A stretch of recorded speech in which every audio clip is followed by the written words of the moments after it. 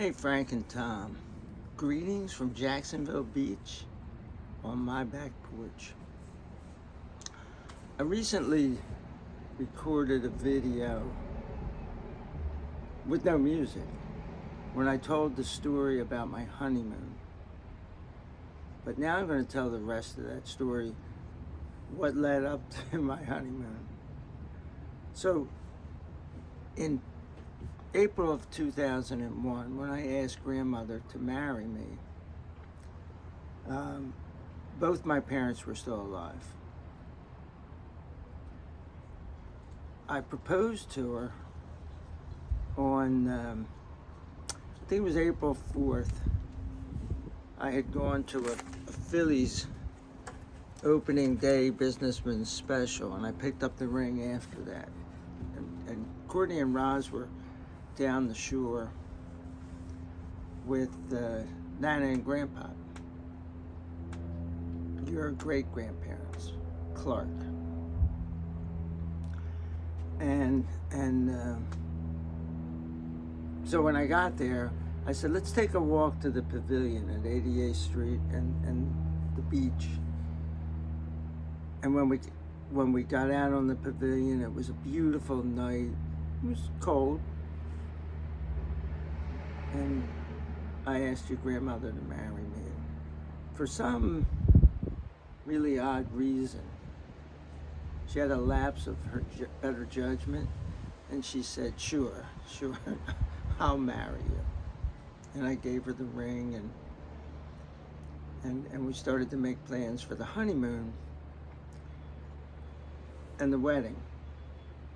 And the wedding was going to be, I believe, on April 4th of 2002, and everybody was going to get to come to that wedding. I was going to invite your great-uncle Richard and some of Roz's family, and of course Tom and Frank and Courtney were going to be there, and then maybe some other people from wherever it was that we were going to have the wedding. We hadn't decided yet where we were going to live, where we were going to have the wedding, any of that stuff. I just knew that I was living with Frank and Tom in Stone Harbor at the time.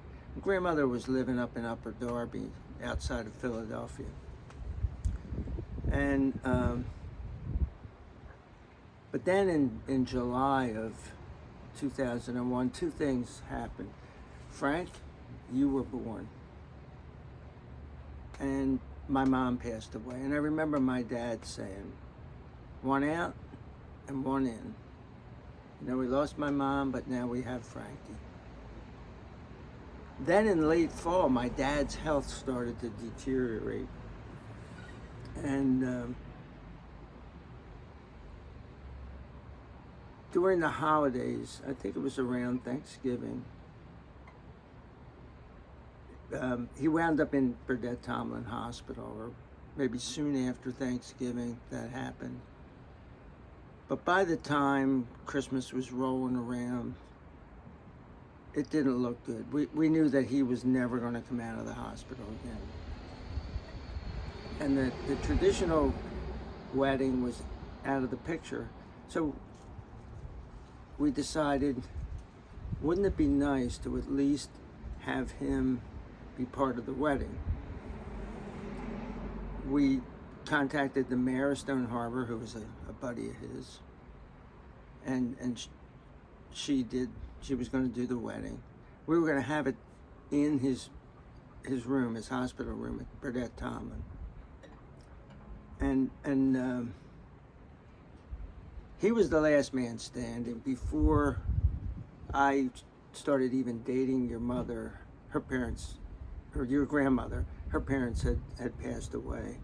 So it's like, yeah, let's have it there.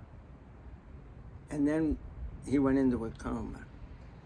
So there was no reason to have it there. He wasn't going to hear it. So we decided to have it where I proposed to grandmother, out on the pavilion, 88th Street and the beach in Stone Harbor. We decided to have it on January 1st. Now, beach weddings are really cool. This one was really, really cool because it was freezing out. And Mayor Suzanne Walters said she was cool presiding over it for my dad. They were very good friends. And it was calm and overcast the morning of our wedding. And it was about 10 degrees. So I went over there 15 minutes early and I set up my guitar, and the only people that were going to be there were grandmother and Courtney, Frank and Tom. I wore mittens even though I had my guitar with me, and I just slipped them off long enough to play a song after we said I do. And this is the song. I've had my share of life's ups and downs, but fate's been kind, the downs have been few. Oh, I guess you could say that I've been lucky, and I guess you could say that it's all because of you. If anyone would ever write my life story,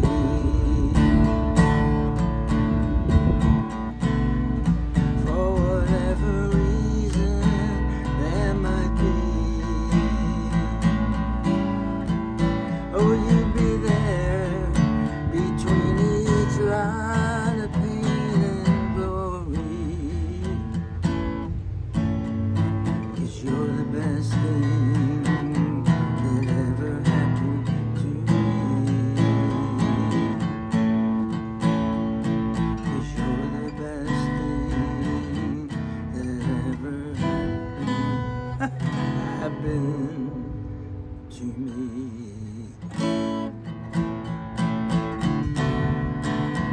Lord, there've been times when times were hard, but I always somehow made it through. But for every moment that I've been hurting, there was a moment that loving you.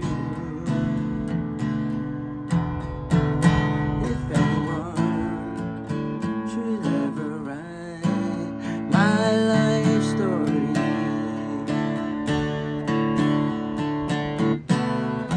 for whatever reason there might be, you'd be there between each line of pain and glory, 'cause you're the best thing ever happened to me,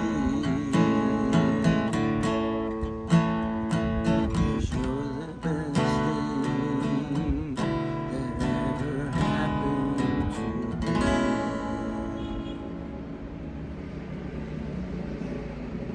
And when I got through the first verse, Suzanne Walters looked at me like, please let there not be a second verse. And I got done the first verse and went, Lord, there have been times when times were hard. And she just sucked it up and stared straight ahead. And we all got through it. The only thing I was worried about, not making the mistakes that I just made playing it, but this is, I'm going to just not keep playing these over and over again until I get them perfect, because I never do them perfect. The only trepidation I had was that grandmother had a boyfriend before we started dating. They had been broken up for like a year. And people sometimes have a song, have this special song. That's our song. And I tried to get it out of Courtney, like, listen, I think his name was Harold, did your mom and Harold have a special song? And like, no, I don't think so. Did they ever say anything about Gladys Knight and the Pips? Like, no, I don't think so. But I was thinking, out of all the songs in the world, wouldn't it be like me to pick one that wound up being their song? Like, oh yeah, we danced on that the night we met. We danced to that. And anyway, Roz, you're still the best thing that happened to me. And hey, you guys, peace out.